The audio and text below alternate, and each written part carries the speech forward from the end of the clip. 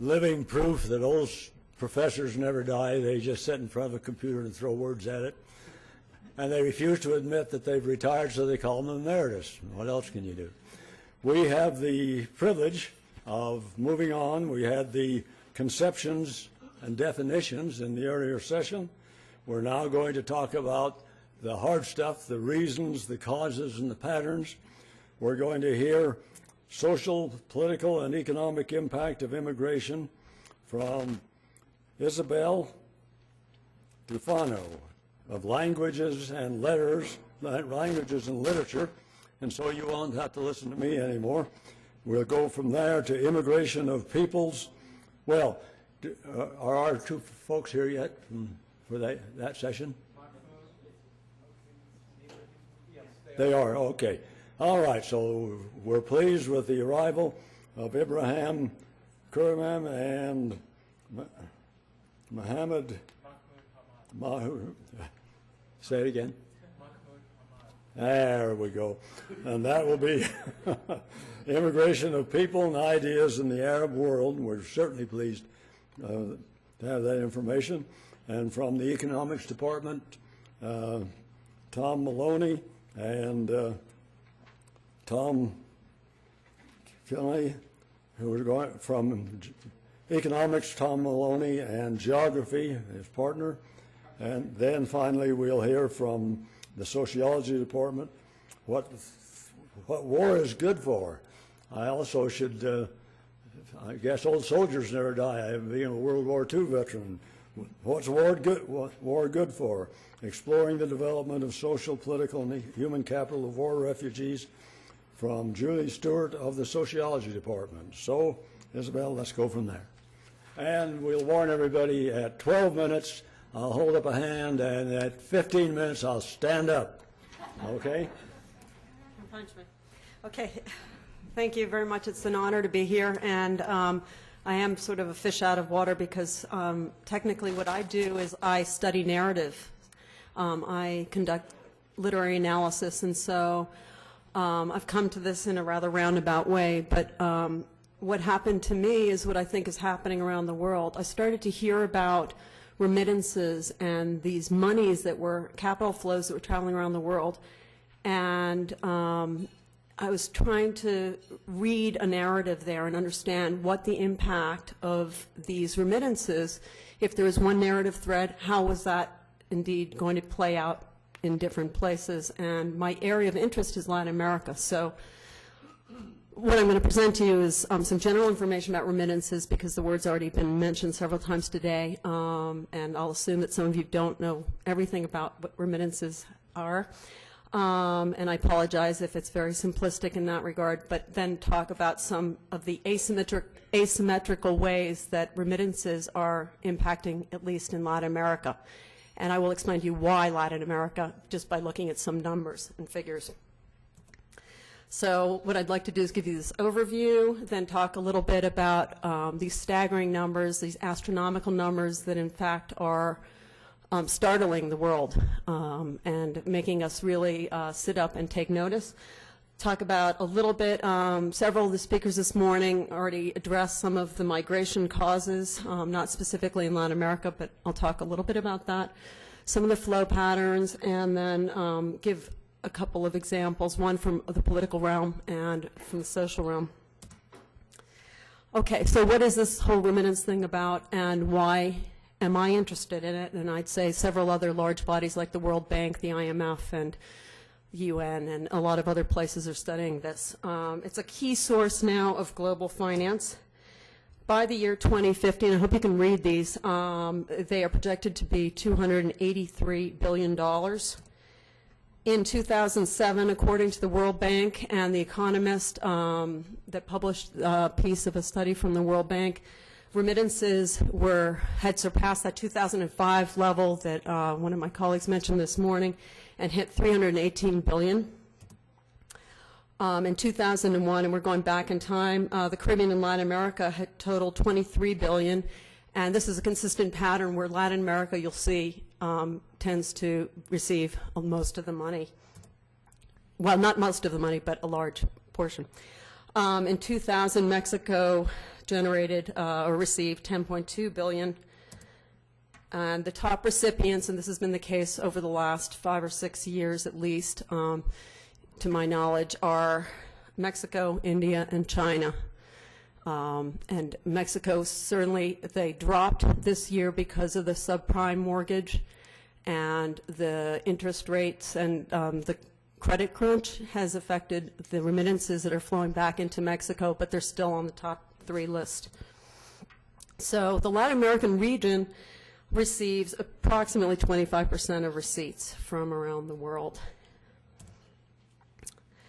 Then if you look at Latin America specifically and think about how is this impacting on an economic, economic impact, you could take a measure of the percent of the GDP in certain countries. And the numbers that you see here, which range from 5% to 10%, 5% in Guatemala, et cetera, everything that's up there, those are fairly consistent, and in fact what we're seeing is that they're growing. So Latin America keeps getting higher and higher numbers going there, and the impact on the local country is very strong. This is from 2001, and again, this is, has been corroborated and continues to grow. But if you just look at some of these numbers, the percent of GDP, 1.4, and then for El Salvador, it's 12.5% of the GDP, 14% for Nicaragua, and Ecuador is 10%, Dominican Republic 10%. So it's typically a lot of the smaller countries, you're seeing a very high percent of the GDP. But also in Mexico, it's starting to grow and is playing an important role. So what are a definition of remittances essentially is the money sent back home by migrants. And how is this occurring? Well, all of this is in flux. And it's a very dynamic process because what once used to be the case, my parents immigrated here from Argentina 30 years ago, and we used to send money home, and the way we sent it home was a check in the mail. And if we didn't do that, then we sent it via a friend. Well, in the last 6 or 7 years, that whole industry has been shaken up, and what everyone is trying to do and what is happening is they're bringing down the costs. So where there used to be a lot of money just going into the intermediaries' hands and into the transfer industry, now governments are saying we want more of that money getting into the pockets. And I think that that's a big concern. The main company that used to do this was Western Union, who started out as a telegraph company. And now we see many, many, many competitors and rivals in the form of ICOBA, MoneyGram, and numerous other ones. What's interesting about the transfer industry also and the transfer practices is that depending on the country, there are preferences towards certain kinds of transfers. Some countries prefer banking, where they have a higher level of trust in the banking system. Others prefer couriers, and that happens to be the case with the Dominican Republic. Other countries prefer using ICOBA or one of these online internet options. Someone had already spoken about this earlier, so I'm not going to go into a lot of detail, but essentially since in the last 10 years what we're seeing is that it is a south to north. South in terms of underdeveloped or en vías de desarrollo, which is what we say in Spanish, these less developed countries, and folks that are migrating from rural into the urban, and urban, they're willing to even go on a boat to Guatemala from Ecuador and then cross into Mexico, and from Mexico try to cross the desert. But post 9/11, whereas we might have seen 98 or 99% of the population coming straight to the United States, because of the tightening of our borders, more are flowing towards Europe. And there are some traditional channels of people like the Ecuadorians that were mentioned earlier this morning who have been going to Spain for quite a while, but we're seeing more and more who are having greater difficulty migrating into the United States, and so Europe is picking up a lot. I'd say that the strength of the euro right now and the economy in the United States may also be impacting some people's choices in terms of where they're going. The only other thing that I want to mention from this slide is it's hard to talk in the microphone and look back, and I have to wear glasses, so I apologize. But the more interesting thing, the other note of in the 1990s, we see a big shift from dependency theory. And so in Latin America, whereas they might have been dependent on foreign aid, now they're dependent on remittances. And it's a really big issue because by being more dependent on the remittances, governments are having to take on less of their social role than they had before. And in Latin America, there wasn't a lot of the huge social role that they were willing to assume anyway. So by 1996, remittances had equaled in some areas, and Ken Jameson has disagreed with me on this, but I did find some corroboration in my research, that equal foreign direct investment in the region for certain countries. So remittances are really starting to be a major source of income. This is from the World Bank, and essentially you can see why I'm interested in Latin America and why the rest of the world should be looking at Latin America as well as other parts of the world.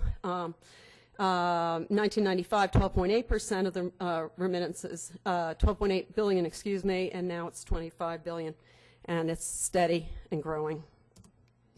Okay, here's one case study. What I wanted to do was look at, here's all this money, basically they're uniform sums of money if you take comparable sized countries and countries that had similar kinds of economics and social structures.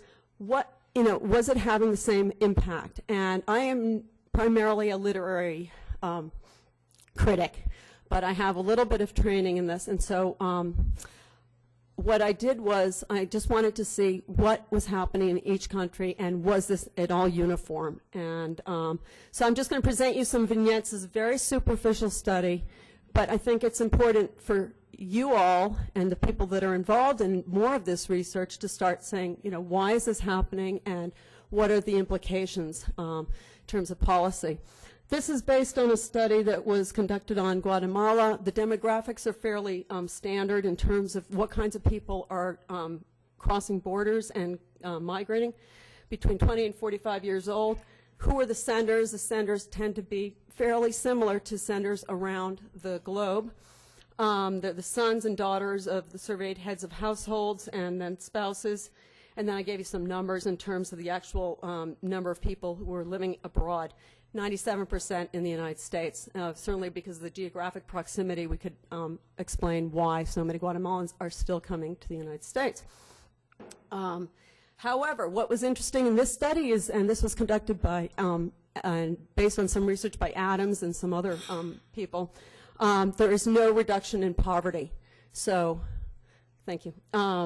So, although there is a large amount of money coming in, poverty rates seem to be remaining the same, and it's not clear exactly who is benefiting from all of this money, and so perhaps the government should be taking a stronger role in terms of trying to integrate those people who are receiving or the funds that are coming across.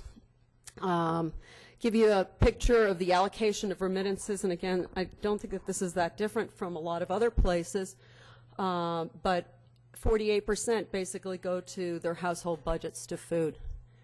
And with hometown associations, we're seeing more and more that people are not only using the money for individual needs and subsistence living, but starting to create the infrastructure in their neighborhoods and in their communities that will allow them to surpass and actually be successful.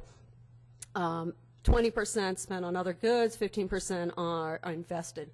So we want to try to shift that around so that more of the money is invested in the community. For it to be effective. The consequences then, according to this study, was that the government had been freed up from a lot of its traditional responsibilities and that these remittance dollars indeed were helping these poor people, but not in the right way to help the community. The recommendations from this particular study were to decrease the cost of transfer, and this is standard. Everyone's already talking about this. And data collection in light of one of the talks this morning about data and surveys and what kind of surveys and who should be doing the surveys and all of that and where the surveys should be conducted, and that it's important to really make the data collection more systematic and formulate your policies based on research and data, which is exactly what one of our speakers spoke about earlier too. Now, one of the other important facts of this study was that or outcomes that they found was that Guatemalan migration is being feminized. That was the first time that I had heard of the feminization of migration, and in the paper I discussed the fact that in other countries you'll see exactly the opposite effect. So that was kind of interesting to me to think, well, why is this happening more so in Guatemala and less so in other countries? The other point that or a case that I brought up in the paper that I want to just mention today is the Nicaraguan elections. And one would think, well, what do remittances have to do with that? Why waste time talking about that? But in fact, I think this picture kind of encapsulates the whole situation there. Whereas Daniel Ortega, who had been elected previously in Nicaragua, comes up for hoping to be reelected in 2006. And he's not all that popular in the country. He has some backing. But as soon as George Bush and Hugo Chavez got involved in the discussion, and Bush threatened to curtail and limit, and I'm not quite sure of how he was going to do this, but he was going to cut all of the remittances, which were about $800 million, to Nicaragua. Everybody decided to vote to support Daniel Ortega, who then embraced this as one of his major platforms during the election. So, and this all has to do with a much broader argument going on in Latin America between Hugo Chavez from Venezuela and his control of and his donations of oil in exchange for support for some of his programs, and George Bush. The two of them have been going at each other for a while. So I thought that was another interesting case, and there are a number of other elections where remittances have become an issue that the candidates discuss. Finally, in terms of social impact, here's another case. This is from a study that had been conducted in Ecuador. And what's the social impact down there? Well, you have all female towns. You can go to southern Ecuador and find that there are no men. And so you'll have 3 generational female towns, which has had a disturbing effect on the society and the family, disintegrating the family structure, and a lot of psychological depression, both for those that are here and for those that remain abroad or at home. And yet, there was a New York Times piece that came out about 5 years ago, and they talked about the actual process, and that it was about $30,000 to get from Ecuador up to the United States, yet people are willing to take higher risks. So I leave you with that. My conclusion, or what I'd like to conclude with, is that, first of all, it's clearly non-uniform. This is very asymmetrical. Secondly, and I developed this more in the paper, NGOs are taking on a greater role and assuming the role of the government in some of the countries in Latin America, and I think that's rather problematic. And finally, that because of the monies involved here, there's an incentive to have people out-migrate and to have them stay there. And that's also taking a real toll on the social structure. Thank you.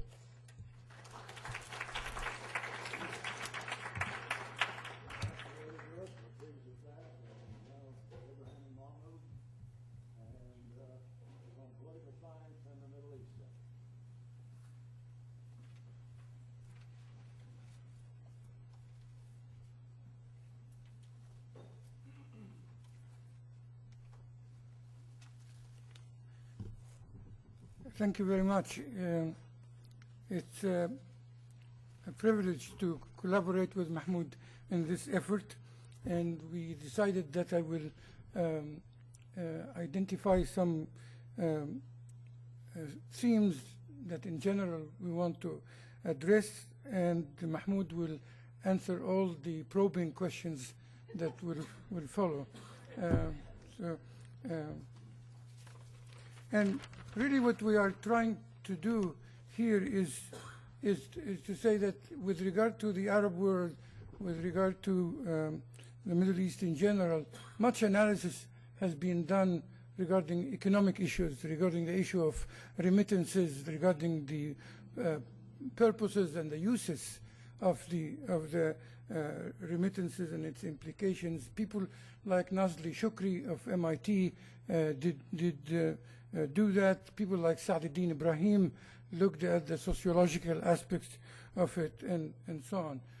The starting point that I want to say is simply this, that after 1973, there was this interesting division in the Arab world between suddenly ultra-wealthy countries that are small in terms of population density, and so wealth and scarce population on one side, and those countries had a problem. The major problem that they had is that they could not spend all the money that they generated during that time, the so-called surplus petrodollars. Surplus petrodollars were after they bought all the weapons systems that they wanted to buy and all the exotic toys in the area of civilian technology that they were interested in, there was something like $35 billion that they didn't know what to do with. This is a problem that I hope Allah in His wisdom would inflict on all of us, you know. But in general, you know, this was the thing. While on the other side, there were countries that were very high, with very high population density, with cadres in the area of development that's quite serious and significant, but at the same time, very little resources. So some people, especially in the United States, because I believe the United States is the land of, at times, excessive optimism, you know, reach the conclusion that, that's great, let us have this wonderful opportunity, you know, for regional integration and regional independence, and some of that did happen, and in some cases, obviously, it did not.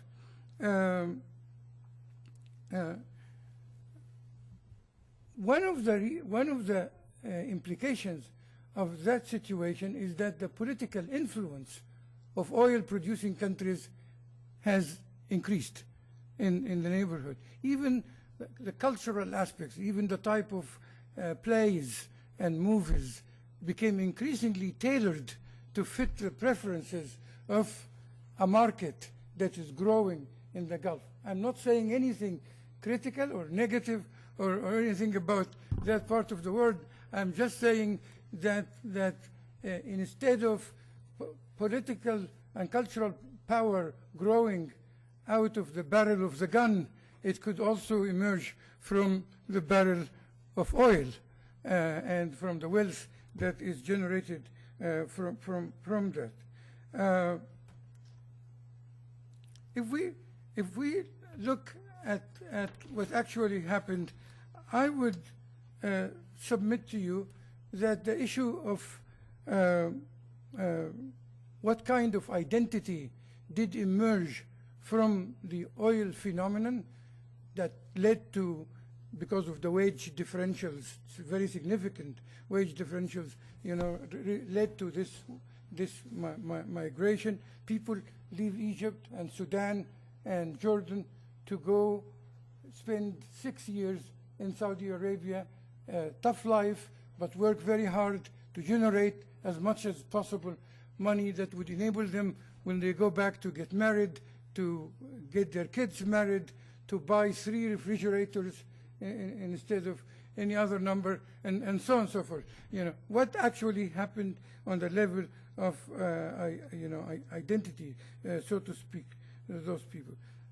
The natural expectation was that it would lead to a growth of an Arabist identity, meaning this is our opportunity suddenly to see each other, to get to know each other, to become more familiar with each other, and so on.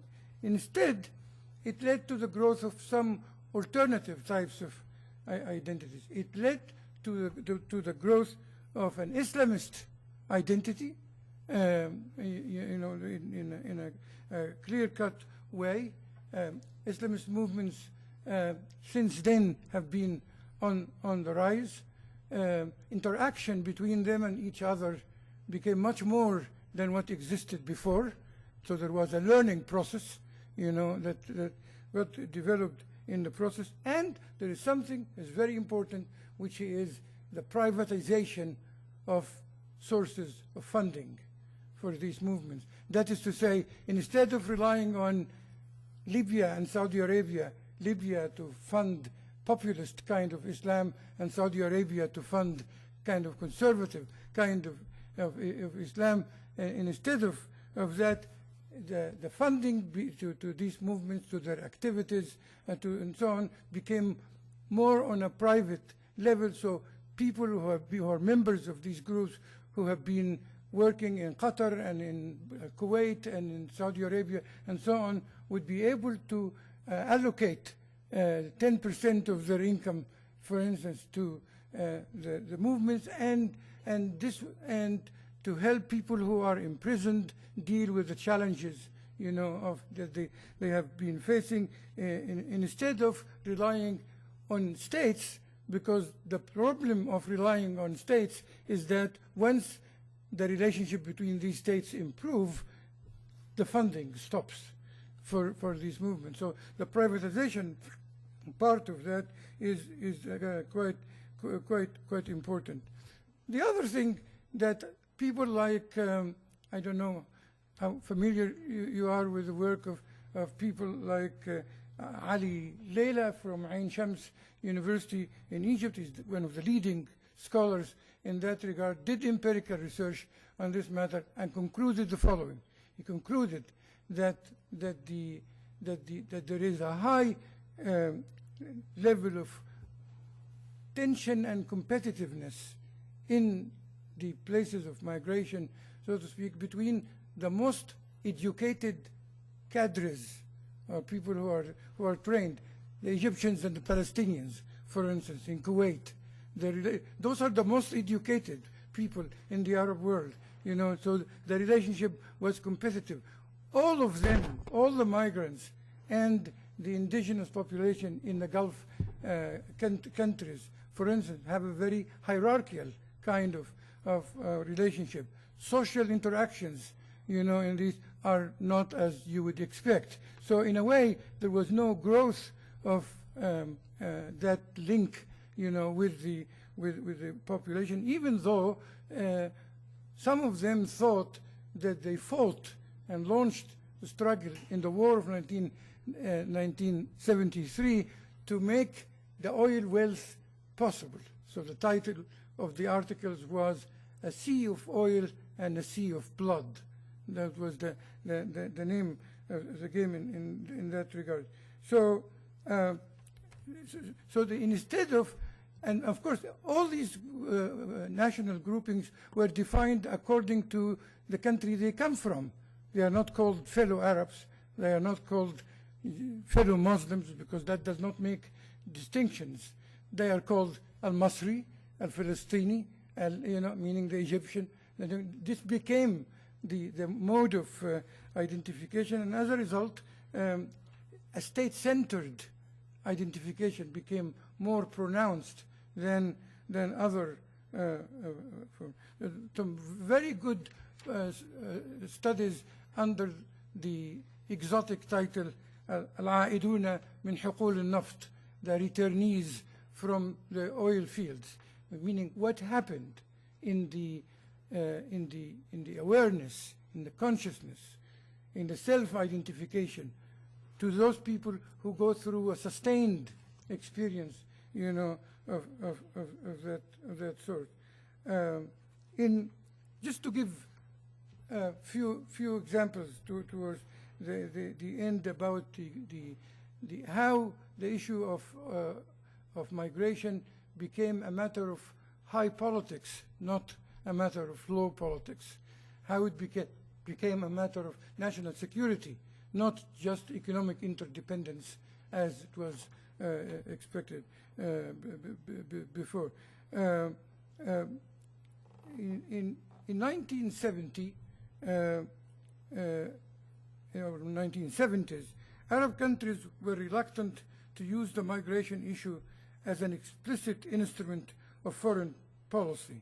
For instance, Egypt and Libya had a mini war in July 1977, but it had no repercussions on the Egyptian migrant workers in Libya. They were not returned, they were not pushed back, and so on and so forth.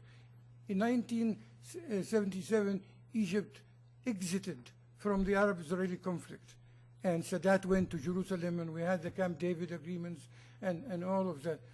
But the standing of workers was not massively affected, or adversely affected in that regard. The Arab League left Egypt, but the Arab workers did not leave Arab countries, you know, to come back to Egypt or kicked out of Egypt as a result of that. In 1990, there was a different situation. In 1990, there was you know, hundreds of thousands of Palestinians who were kicked out of Kuwait because they were suspected of having some sympathy, you know, with the anti-Israeli and anti-Western slogans that Saddam Hussein adopted at that time. And in very shortly, they were reduced to 1/3.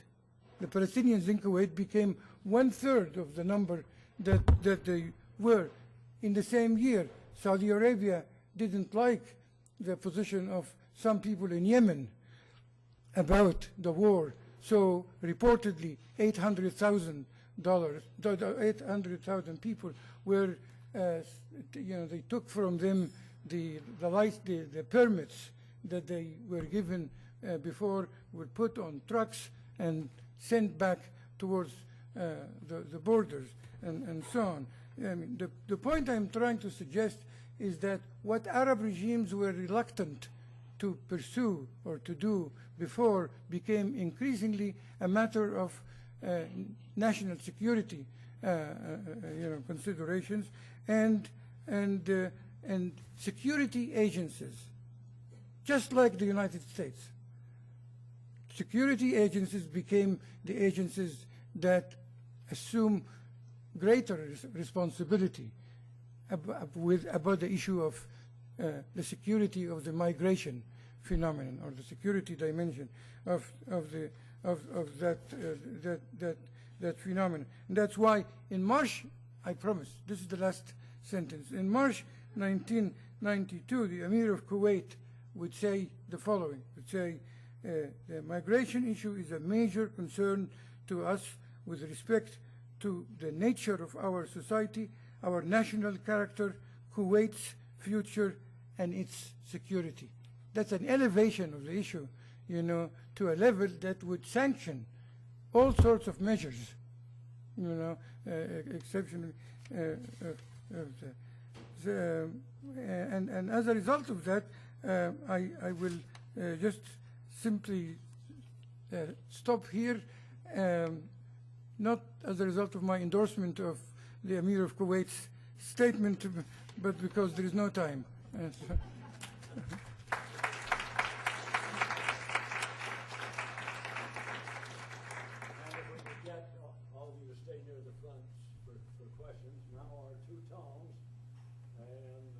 Undocumented immigrants in Utah as observed in the Utah population database.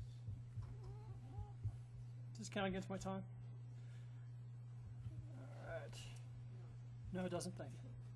Need a ruling from the judge on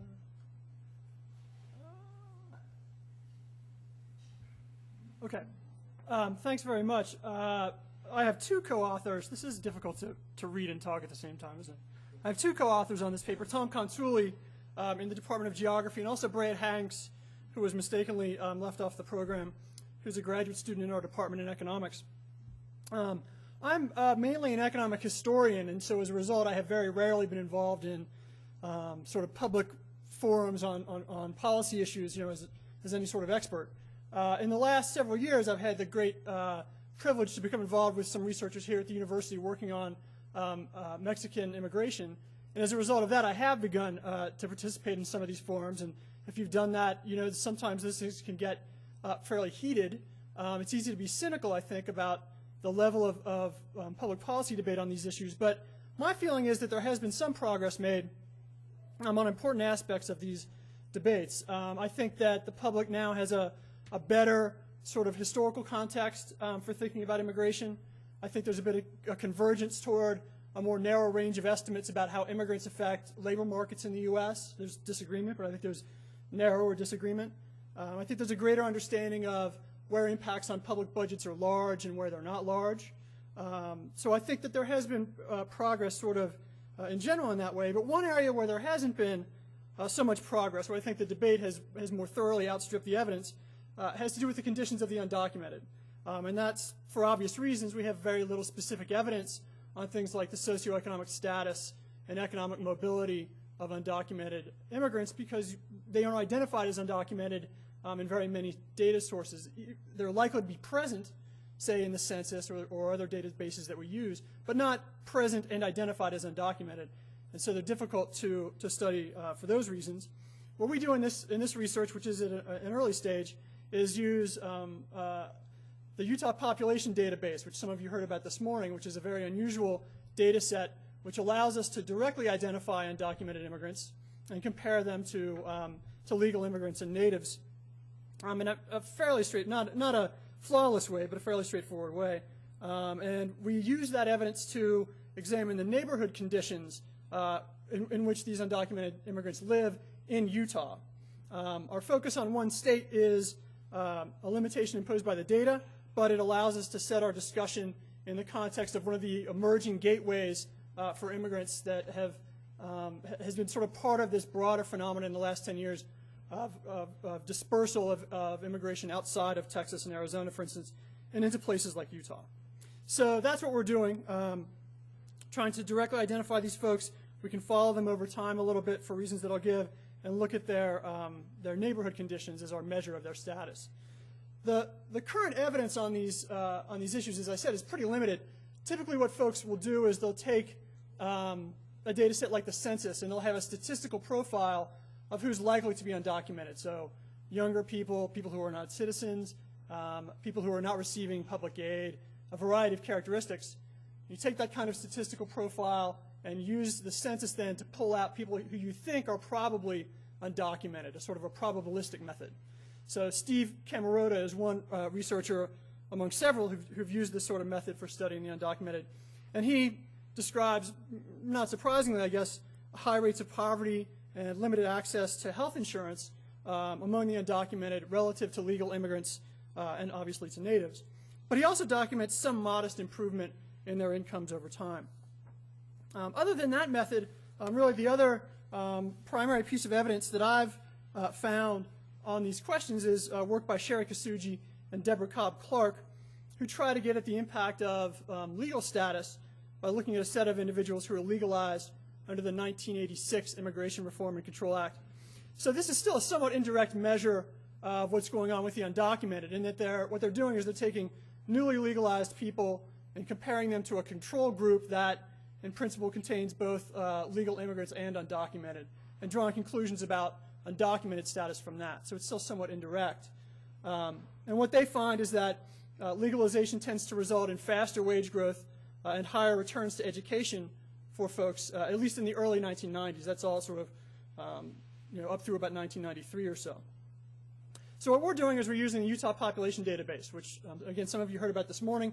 It's a collection of linked records from a variety of sources: genealogical records, census records, birth certificates, death certificates, marriage records, medical records, and driver's license records, which are the records that we're using. Under Utah's law, which we heard about this morning, undocumented immigrants can apply for initially driver's license and then more recently driver's privilege cards. And we can see those people in this data set because they don't have Social Security numbers. So we can find their individual taxpayer identification number, and that tells us with near certainty that they're undocumented if they're foreign born and they're getting these cards under that sort of condition. So we identify those people and therefore can fairly directly identify the undocumented, and we can follow them over time as their addresses change. We can look at them as they move geographically in the state. The database doesn't have a lot of evidence on income or occupation at the individual level, but it does have a very detailed evidence on geography, on place of residence and change in residence over time. So what we do is we take that evidence and link these people to information about their neighborhoods through the U.S. Census, through census block group data. So a block group is an administrative unit of the census that has about 1,500 people in it. In Salt Lake County, there are about 565 of these things. So they're fairly small units of observation. So we can connect legal immigrants, natives, and undocumented immigrants to block groups. We can describe the conditions in their neighborhood in terms of things like average household income, poverty rate, unemployment rate, educational composition. We can look at how that average changes over time for the undocumented population.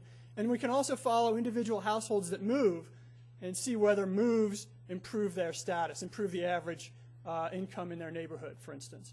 So that's what we're doing. So I want to be clear, our measure is a measure of neighborhood conditions. It's not direct evidence about the individual's income or the individual's occupation or something like that. Also, these neighborhood conditions are measured one time in the 2000 census. So all the changes that we see here in the numbers that we're about to see are purely the result of people being redistributed across space in Salt Lake County. As people move around or settle in different places, that changes the average conditions faced by an undocumented person. So that's sort of the nature of what we're doing. We've carried out these calculations currently for Salt Lake County. Specifically, we could do it for the whole state, and we will, more or less. We're looking at the years from 1999 to 2007. I'm going to show you some evidence on segregation initially, so residential segregation for these groups, and then present several cross-sections of income, poverty, unemployment, and education. And then also, I think, look at least briefly at the effects of moves for people, how they affect these kinds of neighborhood conditions. To give you a little bit of a feel, I don't know how well that projects. That's Salt Lake County. And that's the distribution of the undocumented population into these block groups. So you can see there's quite a lot of these block groups, getting about 565 or so. This is the distribution of this population across space. So a high concentration sort of in the north and northwest part of the county, those darker shaded areas, and also a little bit in the southern part of the county as well, and not so much in the eastern part of the county. This is where immigrants in general live, or legal immigrants live, more specifically. Pretty similar. We'll see some segregation indexes in a second. So those are sort of residential indicators. Here are the outcomes indicators that we're looking at. So initially, median household income. So darker shaded areas here are higher income areas. And you see, if you are from this area, you won't be surprised. The higher income, more darkly shaded areas primarily on the eastern end of the county and a little bit in the southeastern part of the county. Not much overlap with those neighborhoods that are the high concentration neighborhoods for the undocumented and for other legal immigrants as well. So we'll look at median household income. Share of the population in poverty, heavily concentrated centrally in the county. We could probably refine the categories there and get a better indicator. Unemployment, concentrated to some degree up in the western and northwestern part of the county. And educational composition. So we look at the share of folks in the block group who have less than a high school diploma, because this is, when you read about the characteristics of immigrants lately, and especially the undocumented, this share with less than a high school diploma is a very important characteristic. So you can see some of that evidence there. I'm going to, in the interest of time, skip that and just go directly to give you a feel for some of these numbers. So this is residential segregation. It's a standard index of segregation. It varies from 0. If this number was 0, that would mean these two groups are identically distributed across space, equal portions in all the neighborhoods. If this number was 1, that would mean perfect segregation. None of them live in the same block group. So it varies between 0 and 1. And what you see here in that first panel compares the undocumented to legal immigrants. And after a little bit of increase in segregation between 1999 and 2001, there's been a non-trivial reduction in the segregation of the undocumented from other immigrants over time since 2001. And similarly, although at a higher level, in terms of the segregation of the undocumented from natives. So a little bit of maybe loss of ground in 2001, and then really substantial improvement after that point. This is segregation purely on immigrant status. if you looked at segregation by race or ethnicity, you'd have much larger numbers. The Hispanic white number in Salt Lake County is about 42. So it would be interesting to know, for instance, are the natives that these undocumented immigrants are increasingly living among, are they Hispanic? That's something that we can address. We just haven't done that yet. This basic pattern, a little bit of loss of ground to 2001 and then improvement, is uniform in all of these results. Just about, I think. Here's average household income by block group. So the undocumented live in the neighborhoods that have the lowest average incomes, but they experience the greatest improvement over time, at least proportionally, after 2001. And that's easier to see here, where we just take the ratio of the average income for an undocumented person's neighborhood relative to a legal immigrant's neighborhood or a native person's neighborhood. And you see improvement in those ratios, you know, not massively, but some improvement in those ratios after 2001. So there's gain in ground there as well. Poverty, you see the same pattern, improvement in the level for the undocumented after 2001, that they always live in the most poor neighborhoods. An improvement in relative terms. So in 2001, the average undocumented person lived in a neighborhood that was 60% more poor than the average native person's neighborhood. And by 2007, that number was 40% more poor. So still more poor neighborhoods, but improvement over time, it would seem, over those 6 years or so. There's not a great deal of variation in unemployment to look at.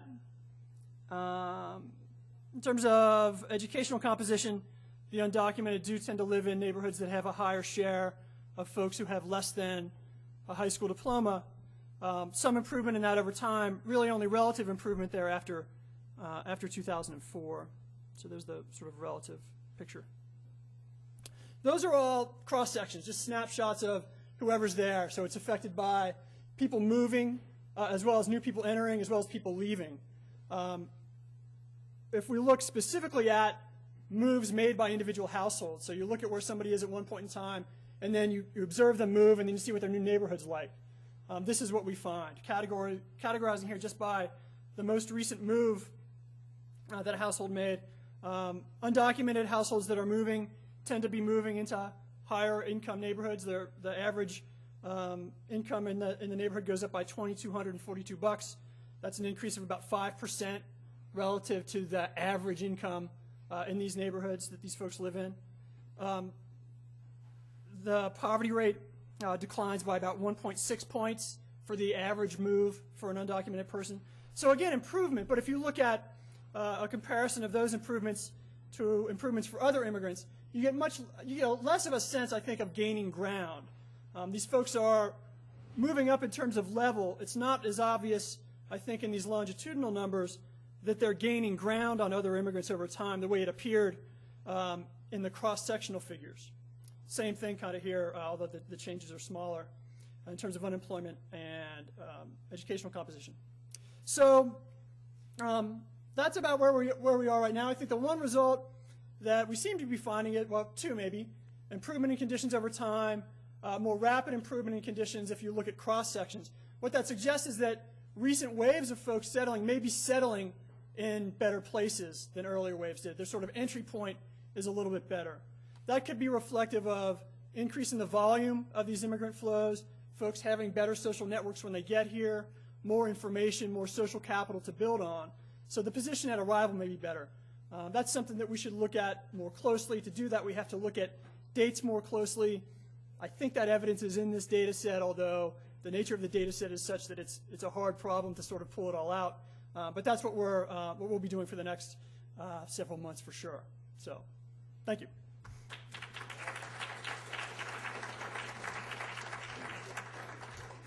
Tom, and now Stewart of Sociology will tell us what war is good for.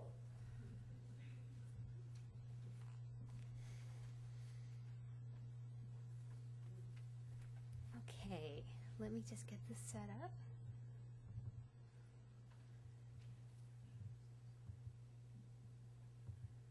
Okay, so I should start out with a slight disclaimer that in describing the advantages of wartime displacement, I don't intend for this to be a policy prescription.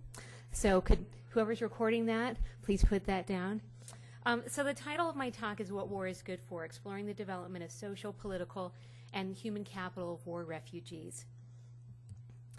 So just to start us off, social scientists are a contentious bunch. It's hard to get us to agree on anything, and particularly when you cross the subdisciplines between sociology, economics, and political science, disagreement is even more rare. But actually, in looking at the development effects of war, there's actually a lot of consensus. And the consensus basically is that war is very bad for development.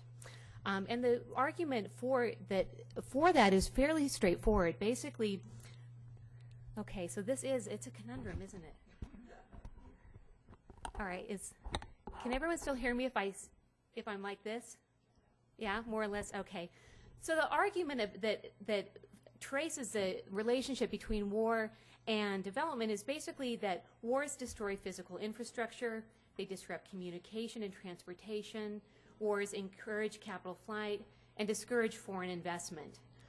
Also, of course, wars diminish the labor pool either due to death or displacement.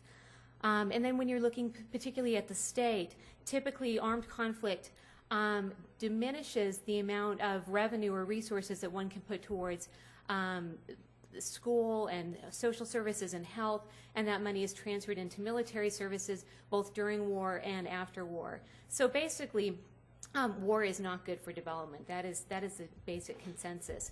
And if we look over time or at a cross-section of different countries that have experienced civil conflicts, you can see that basically there's a clear economic relationship between armed conflict and between the GDP of a country. Before war, it's better. After war, it's worse. So there's very little dispute about that. Okay.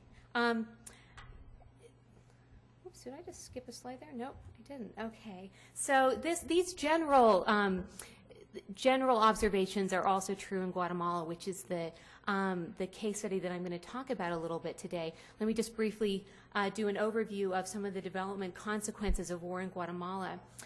Between 1980 and 1989, when the civil conflict in Guatemala was at its height, the quantifiable costs of the war were equivalent to having zero production for almost 15 months, which is equivalent to 121% of the GDP in 1990. If you look at taxes as a percentage of GDP, which is an important measure of how the state is functioning, the state tax revenue reached its lowest point, which was about 7.1 during that time, which is the lowest it had ever been registered in the previous 50 years, and brought it well below even Haiti, which is typically recognized as the lowest in the Western Hemisphere in terms of having tax revenue. And so according to a major United Nations study, during the time of the height of the armed conflict in Guatemala, the gap between income and spending widened, leading to macroeconomic imbalance and further weakening the state's capacity to promote development. So if you're concerned about what the state can do in promoting positive development outcomes, basically, again, war is going to be a major obstacle or inhibitor for allowing the state to produce positive development outcomes.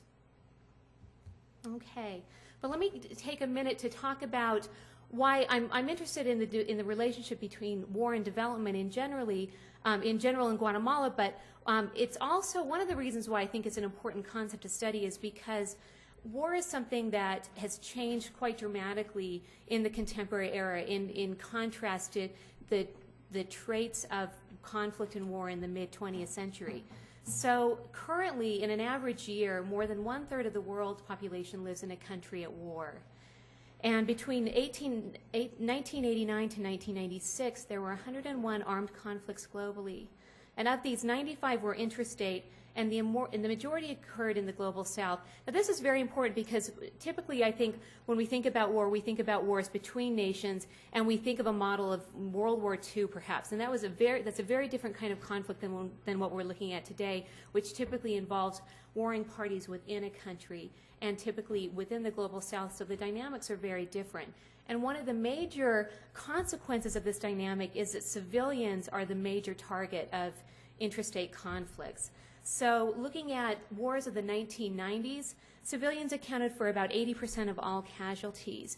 And that's an important fact to consider when we're thinking about how an average population experiences war. So rather than being sending people off to war, they're the target of violence. So that's very different than some of the literature from past wars.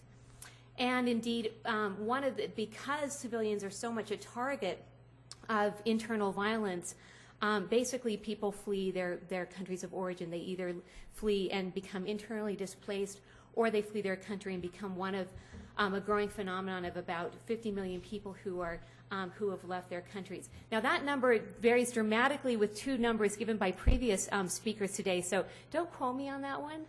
I do have sources, but I suspect they're not as reliable as Richard Billsborough. So we can go back to that data point if you're interested. But I think I can stick to my guns and say that basically, if you look at the contours of contemporary conflicts and look at refugee flows, they flow together, and it's significant and it's very important, and we need to know more about what happens. What does it mean for a country that has lost a sizable percentage of its population to displacement and that is experiencing this kind of internal conflict? So I'd like to turn now to my case study. Oh, no, I won't. First, I'm going to come to my hypothesis, which is that now sociologists like to think about things dialectically, right? We work in the tradition of Hegel. We work in the tradition of Marx. And so we don't want to just look at one side of things. So what I was thinking about, and this comes directly out of my research, which I'll tell you about in a minute, is that amidst all of this horrible data about internal conflict and war and displacement, is there some kind of silver lining to the cloud? Is there something that can be salvaged from this terrible situation? And so part of my hypothesis is to ask this first question: should we see refugees as universal victims, those who embody the brutality of war and are stripped of national citizenship uniquely and only? Or might we think about refugees in a different light, and might we think about how the tragedy of war can be a catalyst for development under certain circumstances? And so, as I'll talk about in a minute, some of the development advantages that might come out of forced displacement include the formation of international relationships with key development agencies. They might include strong intragroup bonds, the acquisition of education, useful skills and material goods, and perhaps the development of political savvy. And so this working hypothesis comes directly out of my research that I've been conducting in Guatemala. Let me just give you the briefest of overviews about Guatemala. Guatemala experienced a 36-year-long internal conflict. It displaced internally 1.5 million people and sent approximately 150,000 people to refuge in Mexico. And my research began while the war was ongoing with refugees in southern Mexico, and then continued with return refugees once they began coming back to their homeland as the peace process was ending the war in the mid-1990s. So basically, when these displaced populations began returning back to Guatemala, they formed one of 55 different return refugee communities, and this is where I conducted much of my, in two of these communities is where I conducted most of my research. And the research today draws on 55 in-depth interviews with refugees, return refugees, in two particular communities. And the time span goes from 1994 to 2003, which is basically the kind of resettlement period for many of the return refugees. And based on my, okay, so I'm going to get right through this. Based on my interview data, I basically uncovered 3 different development assets that form directly out of the displacement and refugee experience. I found that there was a significant development of social capital, which is basically the ability or capacity to mobilize resources based upon your relationships and your structure, your position within a social structure. And 3 types of social capital are bonding, bridging, and linking capital, which you'll just have to trust me that those are the main kinds. I also found through my interviews the development of political capital, which has a variety of definitions, but essentially it's your ability to voice your opinion on issues of politics and to make your voice count in a way that will impact policy. And then finally, I found a lot of evidence of human capital. That's probably the most straightforward component of development, which is basically your education and your skills. And I found that the refugee experience facilitated the development of human capital in a not insignificant way. So I have a lot of data that I would share with you, but what I do in-depth interview research, so what I thought I would like to do is just share with you some quotes that represent each of these three types of capital, just to give you a sense of what people told me. And I should also note that I didn't come into this research saying, wow, I'd like to figure out why the refugee experience is a great catalyst for development, but it just came out of the interviews, and so it kind of created this hypothesis that I'm developing right now. So looking at human capital, I'd like to tell you this quote by Nicholas Escalante. And he said, for me, living in refuge was like a school. It was like a temple of knowledge. We have all kinds of people here who learned all kinds of things in refuge. Carpentry, agriculture, health. There were all kinds of schools in refuge. Another refugee, Jaime Pascual, said, before we went to Mexico, we only knew how to grow a couple of crops, mainly corn. But working in Mexico, I learned new ways to cultivate, how to use chemicals and how to sell them. And then moving to a more formal aspect of human capital, Maria Hernandez said, the most important part about living in the camps, it was definitely education. There I learned more than I ever learned in Guatemala. I also developed confidence, enough confidence to start teaching myself. And she later became a credentialed and central teacher in one of the Guatemalan return refugee communities. And so really what happened was, in contrast to the repression and violence that people experienced in Guatemala when they were living in refuge in Mexico, there was the possibility to learn all kinds of new skills that were facilitated by a relatively greater amount of political freedom in Mexico relative to Guatemala.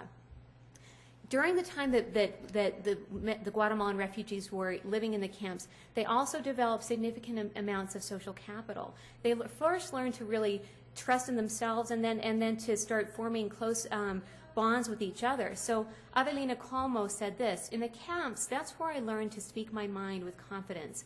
I don't know how to read or write, so for a long time I was embarrassed. I didn't think I could speak, but working with the other women helped me to understand that I could help with the return to Guatemala. Here she's talking about the negotiations that led to the return of refugees to Guatemala.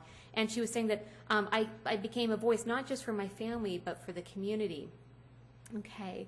Jeronimo Jimia also said basically that living in a relatively more free space, learning from the Mexicans, basically there were new models of how one might express themselves and how one might approach the government, instead of with fear, but with demands.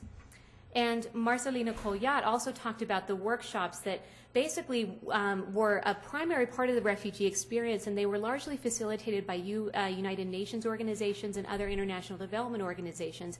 And these workshops were key to forming basically a sense of how to engage in politics and the kind of language that one might use. So you can just look at that, at his quote. So finally, the outcome of developing higher levels of human and social capital is that the Guatemalan refugees formed organizations in refuge and were able to negotiate a very important return agreement with the Guatemalan government. And in fact, they were the first group of refugees to negotiate the conditions of their return with their government while the conflict was ongoing. And basically, the October 8th Accord, which allowed for the return of the Guatemalan refugees, was an extremely important accord. It basically guaranteed the right to return. It made the government promise to give refugees land, infrastructural development, social services, a whole array of benefits that had been really denied to all of the people that were living in the highlands. These are largely indigenous people who had been very dispossessed and indeed had been the target of violence for years prior to fleeing and moving to Mexico.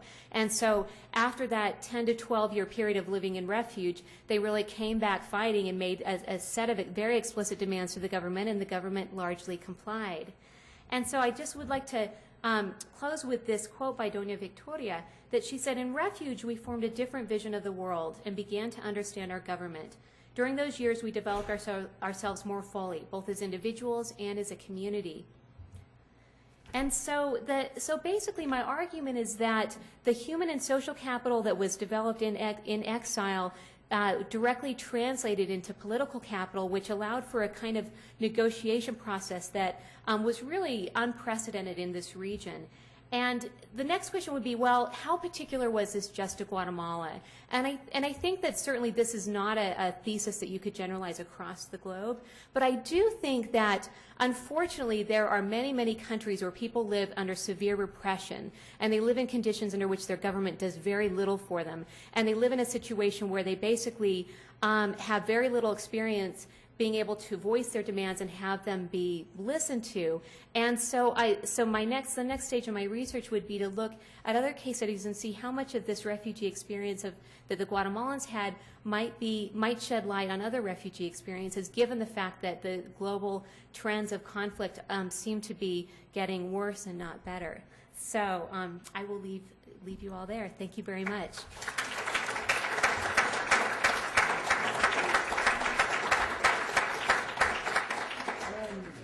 We now have 15 minutes. Let's use it effectively. There's lots of good questions. You say 10 minutes. Okay, you got to give it 10. So 10 minutes, and away you go. I'd like to ask A newspaper reporter from Canada, Yes. so you know what's going on. Really, I know this is around media, and we're all supposed to be full of hope. But did you think about, in other parts of the world, where the things that people are learning in refuge and then are bringing back are not necessarily positive? I'm thinking about the Taliban in Pakistan. I'm thinking about Somalis who have lived in the West and then gone back to Somalia to fight for the Islamists there. I'm wondering if you're not being a little too rosy. But am I supposed to just say yes, we can at this point, or go Obama? No, I think that's a really good point, and I think that you can't. I think if we do careful social science, we can't generalize from one case and make universal kinds of conclusions. But what I would argue is that there are a set of institutional conditions that would create the possibility for the kinds of outcomes that I saw, and I think that fleeing in large numbers of repressive and a repressive state is one crucial condition. Another crucial condition is the fact that when people flee a state that is repressing them, they qualify for a whole set of benefits that are mediated by legalization. And so that creates a space where there's institutional space to work on all of the positive developments that I identified. So the institutional situation matters a lot. And so if you have this kind of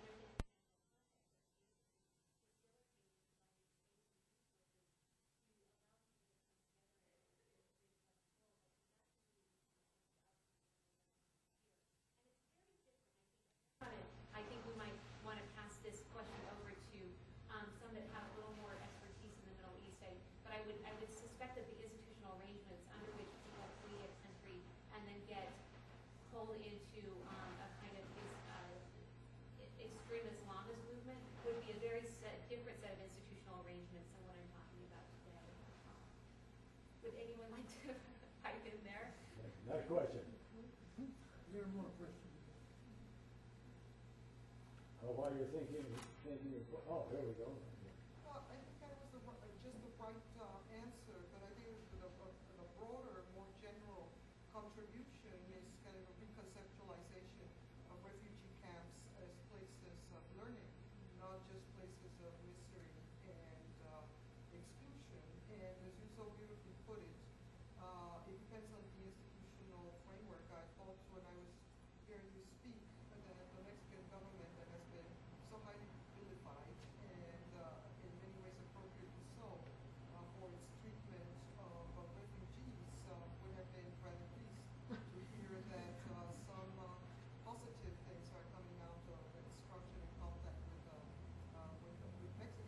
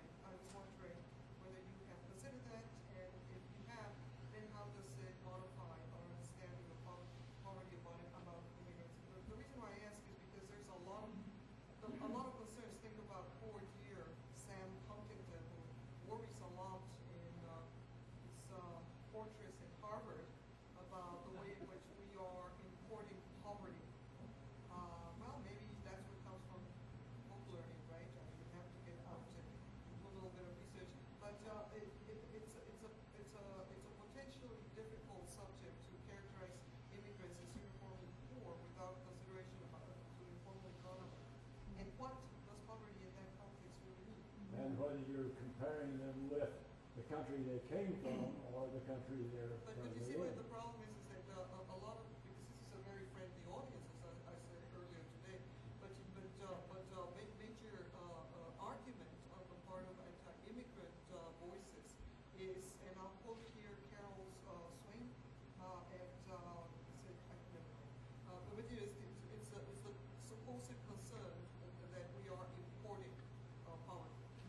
Well, yeah, so I think that's a very good point. We don't know, the numbers that we see in our paper are not, don't tell us directly about the conditions in those households. They tell us about the conditions in the neighborhoods.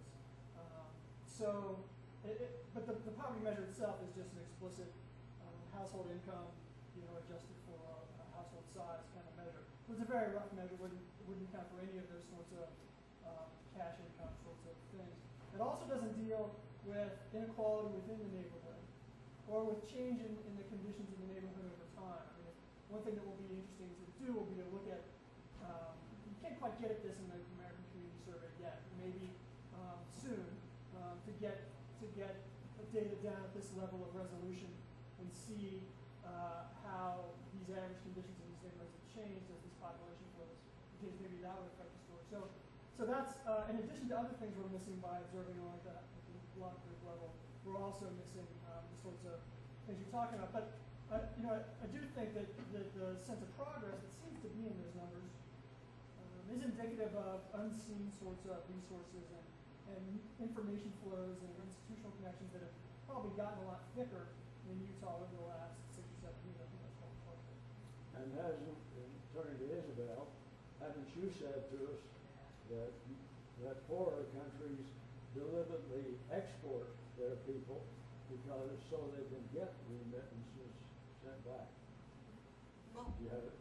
just by coincidence, I have a question for Isabel, but maybe other people.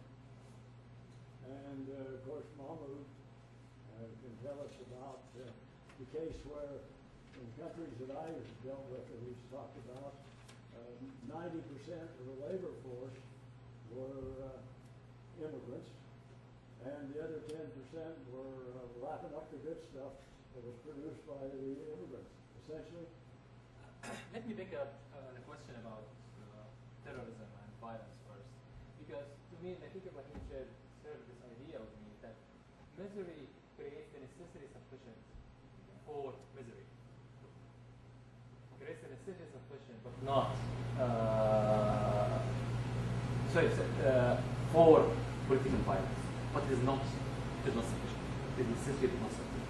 So why the Taliban turned into this extremist ideology was because of the political training they received in refugee camps in Pakistan, some of it by the CIA, it's admitted, most of it by the ISI, the military intelligence in Pakistan, who wanted to create a regime that is friendly to Pakistan and Afghanistan. Going back to the Middle East, what we know now is that Palestinians and Lebanese, the two countries that suffered the most trouble in the last 50 years, are the most educated populations in the Arab world. So, as Ibrahim said, in Kuwait, as well in Saudi Arabia, the country where I lived for 10 years, there was a tension in schools between the kids of Egyptians and kids of Palestinians, because those were the good students in class, the A students in every class. The Saudis were not affected. So that's one thing. Moving to it, when Ibrahim and I decided to write this paper, we asked ourselves first, why? Why people should care about understanding migration or immigration in the Arab world. And we had two rationales, two reasons for that. First, the nature of the problem in the Arab world is a bit different. When immigrants come to the United States, whether it's Arabs, Mexicans, from any part of the world, most of them decide to stay. That is not the case for Egyptians, Palestinians, Lebanese, Yemenis, Sudanese, who went to Saudi Arabia or the Gulf countries.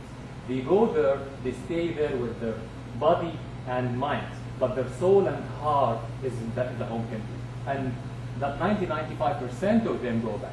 I know that because my dad used to work in Saudi Arabia, and we used to work for 10 months and we're waiting for the 2-month stage to go and visit our family. Those were the liberation moments for us. So that's part of it. As indicated also, in Dubai is the most extreme example of globalization. The newest estimates that came out, I think, 3 days ago, said that the distribution of population in Dubai is at 15%, 15% are citizens. And even that number decreased during the summertime, where most citizens go to Europe, to about 5%. You add to that, one of my good friends were saying that one of her friends, an Indian friend, lives in Dubai, and she said she didn't feel homesick. And I answered that because 49% of the population of Dubai are Indians. So they shouldn't feel homesick.